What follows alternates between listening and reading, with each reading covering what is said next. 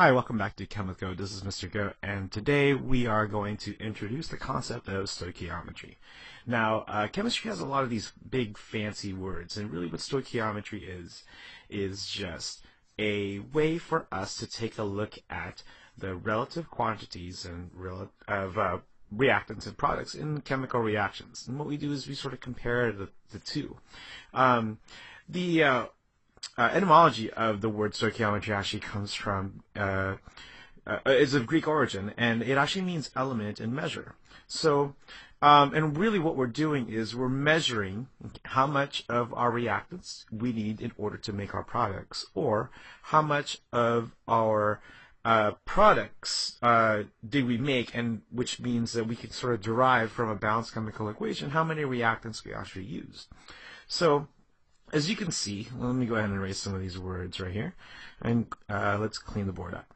Now, I've got a chemical equation right here, a chemical reaction. So you can probably tell that this is a chemical reaction to make a s'more. All right, now, as we take a look at this, this is our graham cracker right here. These are our chocolates right there, and this would be our marshmallow. And I'm sure you have already seen this image before. That triangle above the arrow means that heat is actually added to the chemical reaction to produce this wonderful, delicious sandwich that we call a s'more. Now, note that the equation that I've given you is already balanced. Notice that there's a 2 in front of this piece of chocolate right here. And the 2 means that you need 2 pieces of chocolate to make this sandwich. Now, you can argue back and forth. I mean, you probably just use one, or maybe you'll use more, maybe eat one along the way as you're actually making the s'more. But as just for an example, we're going to go ahead and use these coefficients. Now, these numbers that I have underlined in front of each one of my drawings here are called coefficients. And coefficients, what they do is they tell us the quantities of each of the reactants and the products in our balanced chemical reaction. Now, note that stoichiometry's foundation is the laws of definite proportion, of multiple proportions, and also the law of conservation of matter, where matter is neither created nor destroyed. But that's in another discussion, so let's just go ahead and focus back on stoichiometry. Now, let me go ahead and give you some quantities. For example, let's say I've got 10 graham crackers, and note that the graham crackers need to be split in 2, so we got the top half of the s'more and the bottom half of the s'more. Let's say we have 10 pieces of chocolate and 10 total marshmallows. Now, how many total s'mores can we make if we have 10 of each of our ingredients? Now, intuitively, you can already figure this out, that the answer is going to be 5. And the reason why is because you need 2 pieces of chocolate to make the s'mores. And 10 divided by 2 gives me 5. And this, our chocolate, actually becomes our limiting reactant. Now, this is for another discussion in the future, but we'll talk about limiting reactants and how they determine the quantities of our products actually made. So, if we had equal quantities of each one of our reactants, the chocolate actually limits the amount of product that we make, and therefore is called our limiting reactant. And I just went ahead and abbreviated that.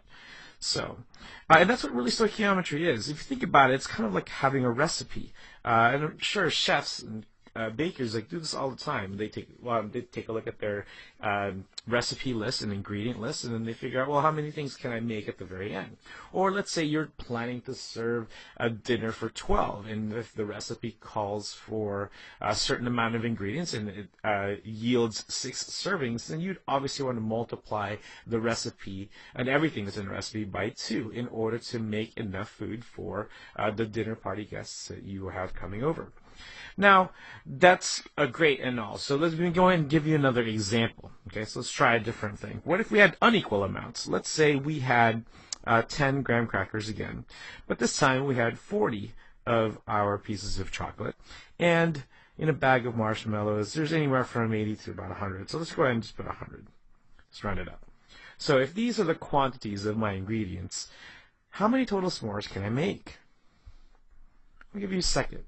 Again, if we had 10 graham crackers, 40 pieces of chocolate, and 100 marshmallows. Well, looking at our problem, okay, and looking at all of our ingredients, again, intuitively, you could probably figure this out, we would end up with 10 total s'mores sandwiches. And the reason why is because this is our limiting reactant. Okay? Now, this makes it sort of easy because we're talking about in terms of quantities. Now remember, in chemistry, we don't necessarily measure the total number of atoms. We don't even talk about them in groups of atoms, really. What we do in chemistry is we measure things in other quantities, and we use conversion factors to convert them back into quantities, into moles.